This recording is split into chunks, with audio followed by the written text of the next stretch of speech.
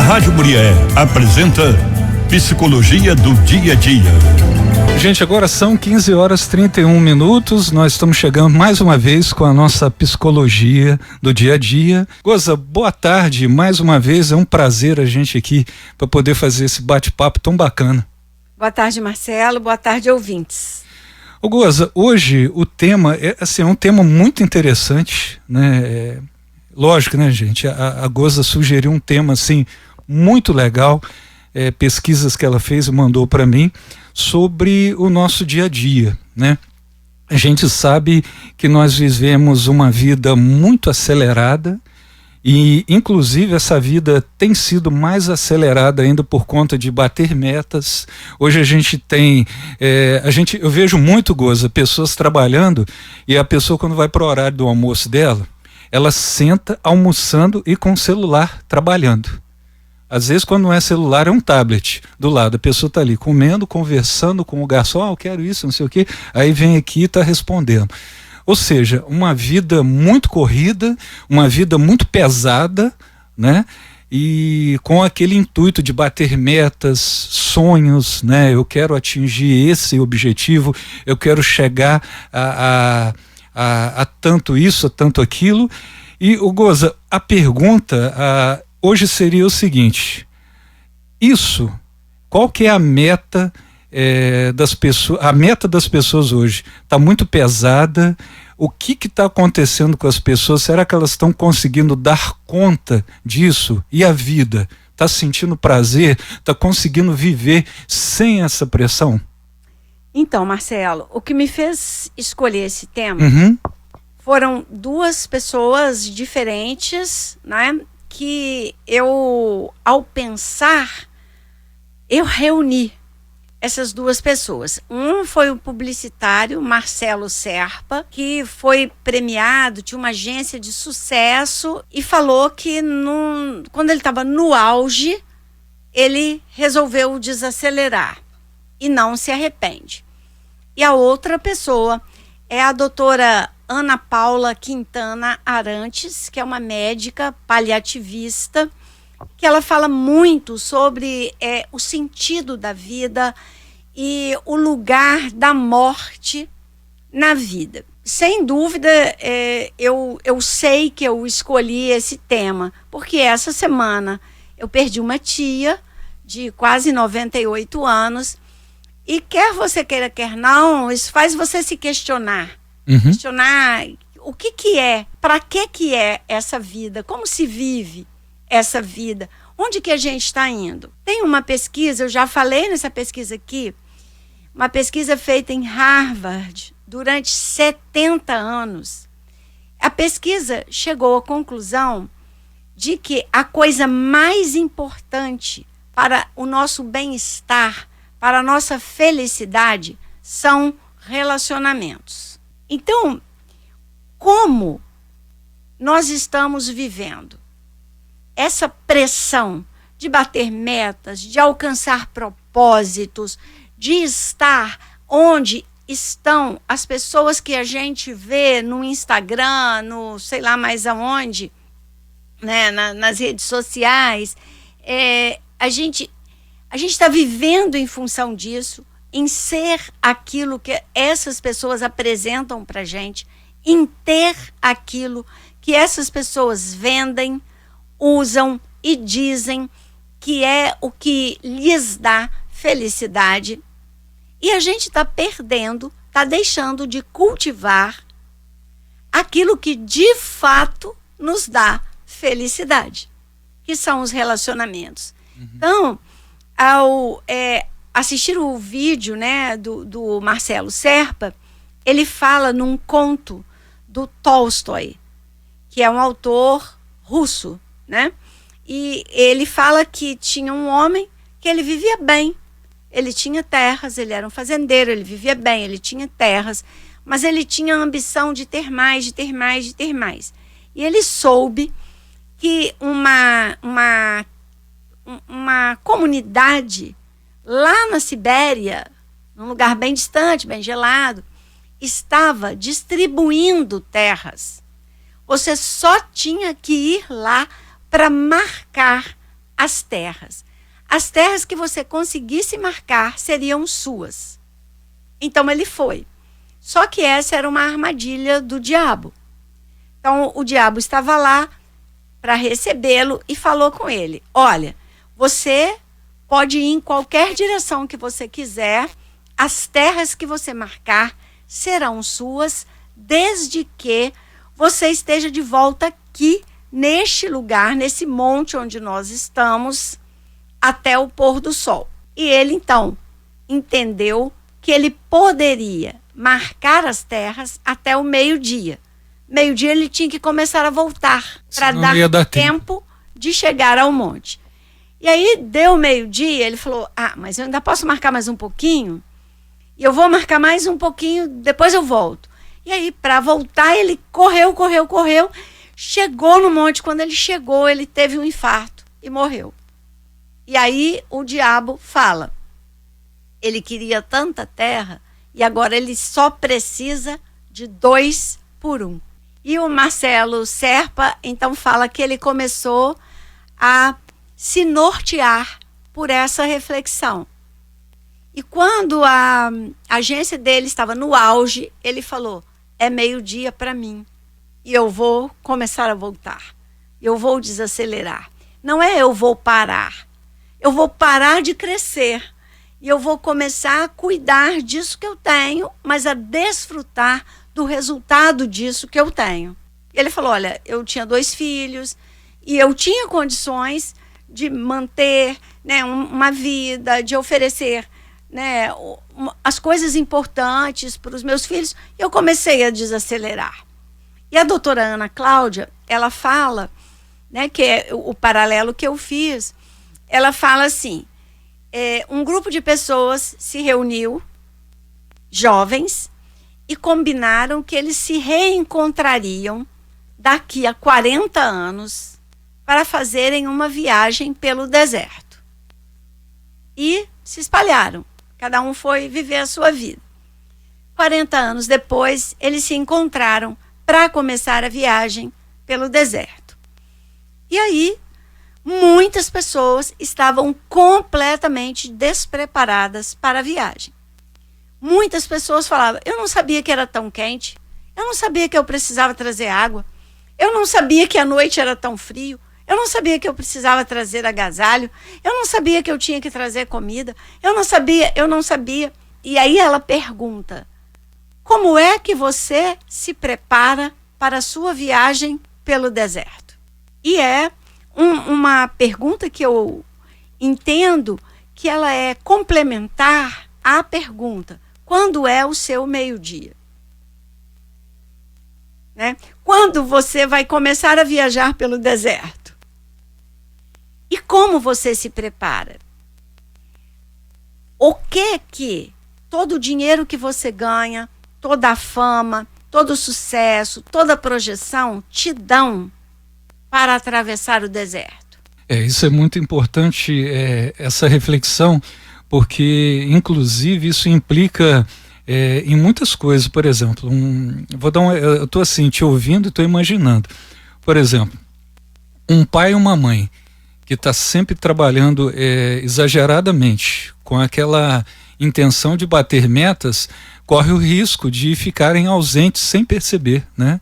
Não posso falar com você agora porque o papai está terminando um negócio aqui, mais tarde o papai precisa deitar para dormir porque amanhã o pai tem que fazer isso. É a mesma coisa a mãe: meu filho, eu não posso te dar, minha filha, eu não posso te dar atenção agora porque eu estou terminando isso aqui e amanhã eu tenho que ir. E nesse momento perde-se aquele diálogo, né? Aquele encontro que é importante. Perdemos, ganhamos muita coisa, e muitos pais, eu acho que por falta de... Vou voltar a falar numa coisa que a gente falou na semana passada, que os livros podem nos dar repertório, né? Muitos pais, mães e pais, por falta de repertório, né? Por falta de reflexão, cometem o equívoco de gastar a vida toda ganhando, ajuntando, fazendo coisas para os filhos, sem preparar os filhos para que eles façam por si. E o preparo, né, dos filhos é exatamente o vínculo. Uhum. A única coisa que nos prepara para o futuro é saber quem somos, saber o que queremos e estar no mundo sentindo que somos parte importante do mundo. Nenhum de nós sabe como será o futuro. Nenhum de nós nunca soube. Mas houve uma época que o futuro era mais previsível. Não esta. Não esta. Nós não sabemos. Nós estamos em 2026, em 2020, eu li o relatório Delors para a Unesco, que fala que em 2030, 85% dos jovens estarão trabalhando em profissões que não existiam em 2019, que foi quando o relatório foi feito. Estamos às portas de 2030. A inteligência artificial está mudando o mundo, as profissões, o exercício das profissões.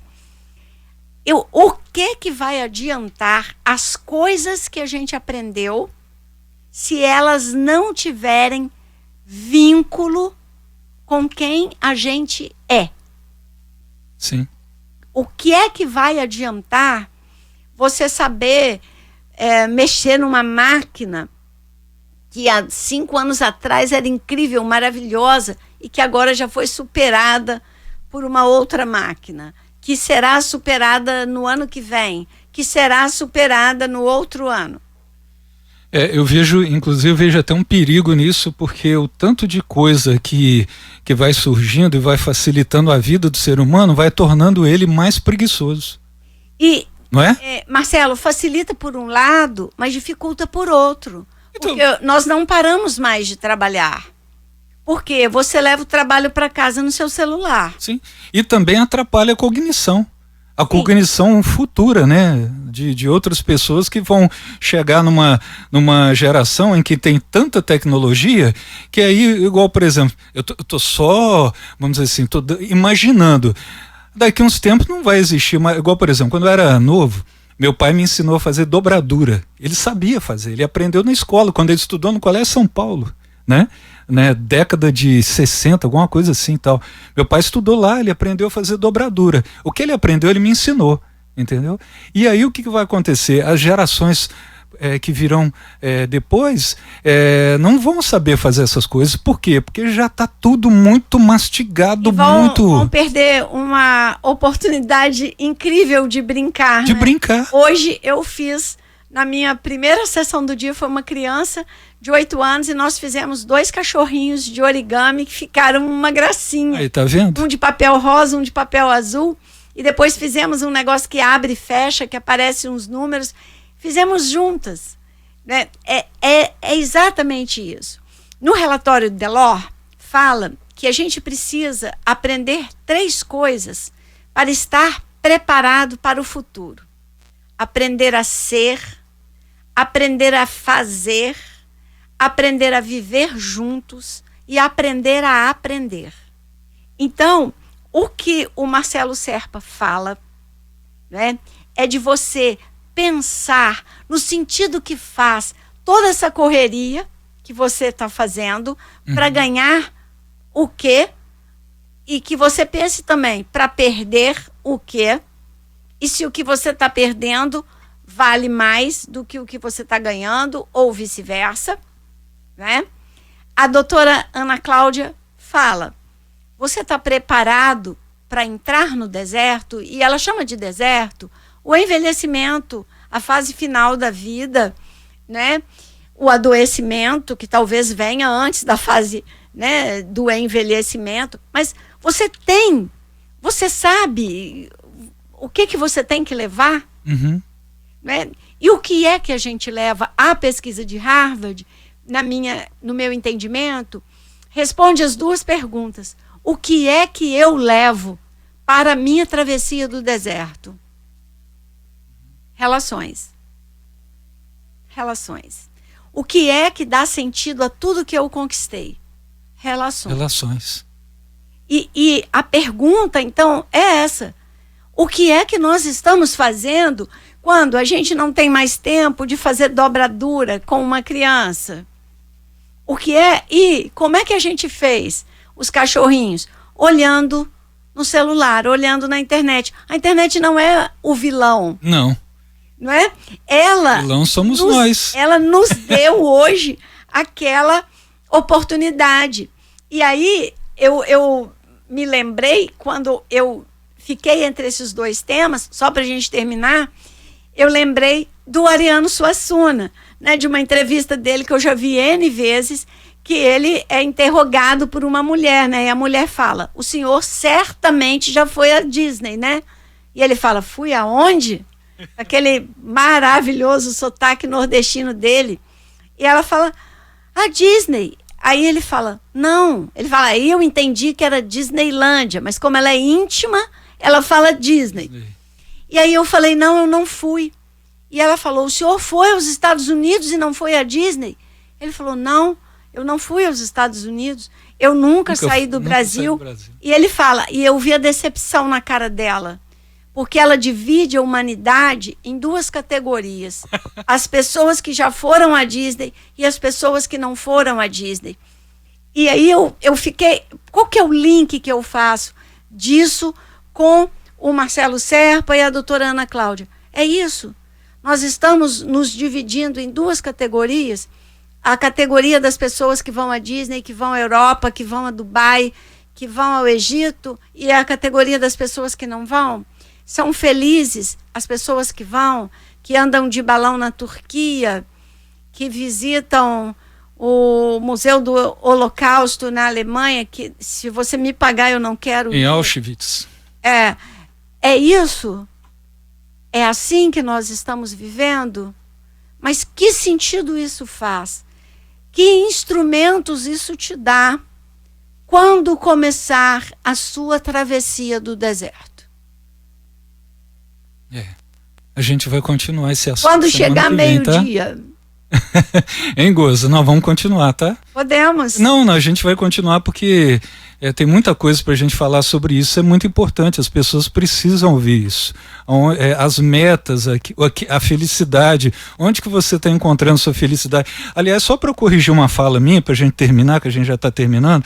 Quando eu falei do pai ter tempo para os filhos, é também para os pais terem tempo para eles. Não ficar só trabalhando, metas. Os pais também precisam respirar e curtir aquilo que eles estão conquistando, né? Não só conquistando provendo a educação e o ensinamento das crianças para futuramente serem adultos, mas também eles precisam, nesse momento de processo de ensinamento dos seus filhos, serem felizes também, né? Não perderem essa felicidade.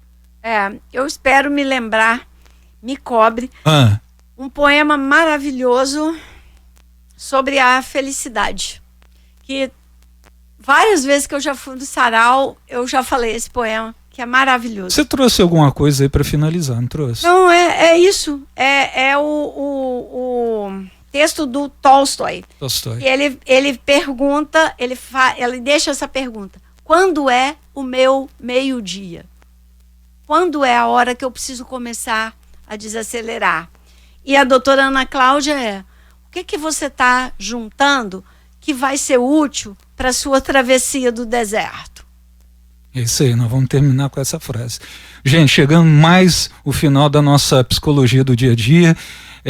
Eu adoro bater esse papo com a Goza, porque a gente faz reflexões maravilhosas. Aliás, a Goza traz pra gente reflexões maravilhosas sobre a vida que a gente precisa realmente estar sempre falando. Goza, até semana que vem. Até. Bom feriado para nós. Para nós, é isso aí. Apresentamos Psicologia do Dia a Dia.